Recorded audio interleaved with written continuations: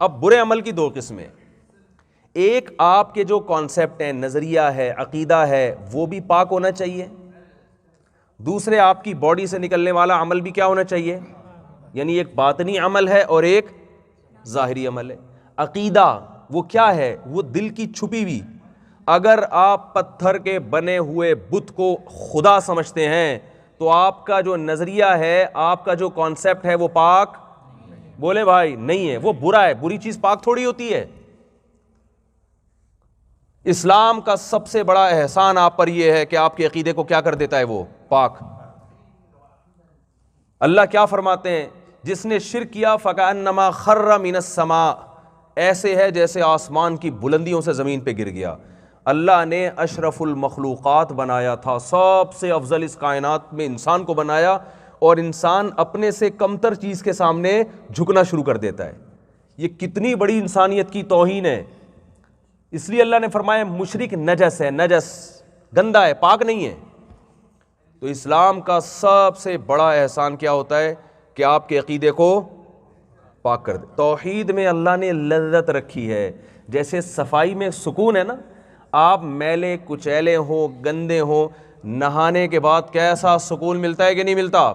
بالکل جب آپ عقیدے کی گندگی میں مبتلا ہوں، اسلام لانے کے بعد، ایک اللہ کو ماننے کے بعد آپ کو وہی سکون ملتا ہے جو کسی گندگی میں مبتلا شخص کو نہانے کے بعد سکون ملتا ہے۔ آپ کا عقیدہ شرک کی بدبو سے پاک ہو گیا، سکون مل جاتا ہے۔ یار ہم عاجز کے سامنے نہیں جھکتے، ہم مخلوق کے سامنے، یہ تو جو کریٹڈ ہے، جو ہمارے جیسا بنا ہوا ہے، وہ ہم اس کے سامنے کیوں جھکیں؟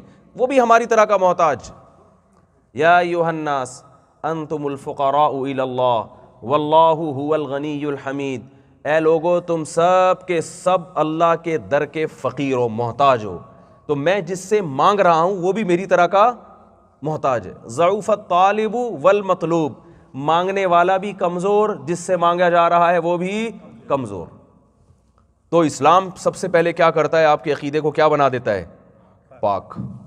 تو یہ نیچر ہے انسان کی۔ صفائی انسان کی فطرت ہے یا نہیں ہے؟ دیکھو جانوروں کی فطرت میں صفائی کا بہت بڑا کردار نہیں ہے، انسان کو بار بار صاف رہنا پڑتا ہے۔ جانور غسل نہ کریں چل جاتے ہیں، آپ اگر ایک ہفتہ غسل نہ کرو بے چینی ہوتی ہے کہ نہیں ہوتی؟ جانوروں کے ٹوتھ برش دیکھے کبھی آپ نے؟ ہے بھائی پیسٹ دیکھا؟ بولو بھائی کیا ہو گیا؟ شاید یہاں آسٹریلیا میں کینگرو جو ہے نا صبح صبح اٹھ کے وہ کرتا ہوگا۔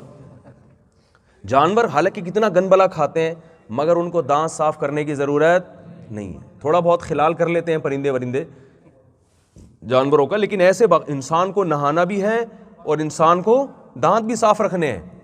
تو صفائی طہارت جو ہے نا یہ انسان کی نیچر ہے، نیچر، اس کے بغیر وہ نہیں سکون میں آ سکتا۔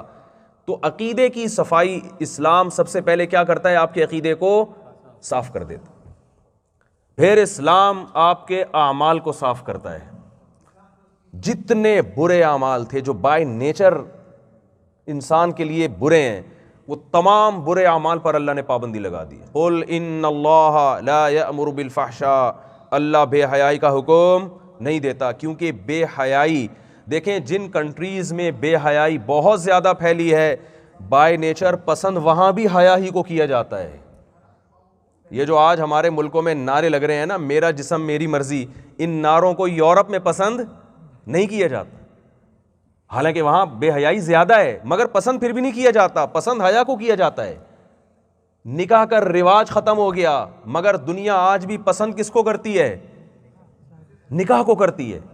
قانون بنے ہوئے فیملیز کو طلاق یہاں کے قانون میں بہت مشکل ہے نا۔ بھی میں آیا تھا تو یہاں مجھے پتا چلا، مفتی صاحب نے بتایا، مفتی خالد شاہ صاحب نے، کہ طلاق ٹھیک ٹھاک ٹینشن والا کام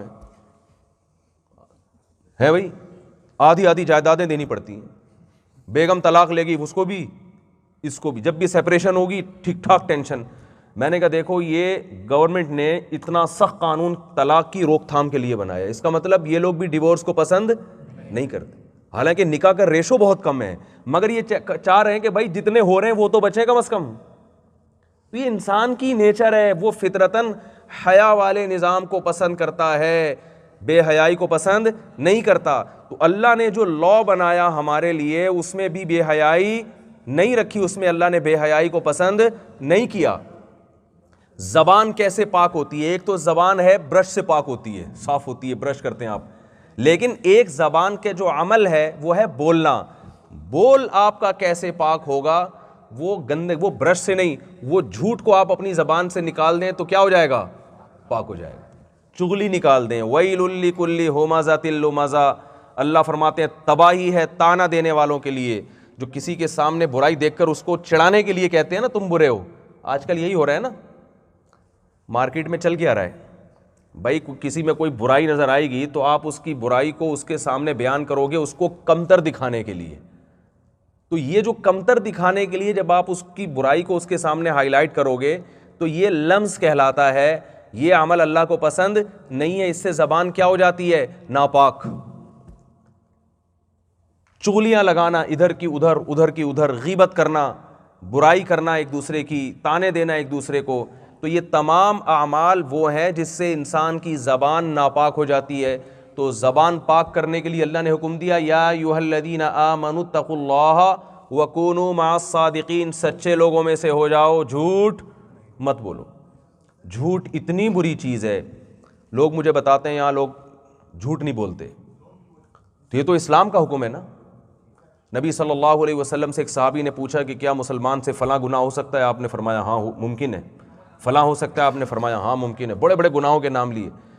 انہوں نے عرض کیا یا رسول اللہ کیا مسلمان جھوٹ بول سکتا ہے؟ آپ نے فرمایا نہیں، یہ نہیں ہو سکتا. کلمہ پڑھ لے اور جھوٹ بول دے، کلمہ پڑھنے کے بعد کوئی غلط بیانی سے کام لے، نبی نے فرمایا یہ مسلمان نہیں کر سکتا.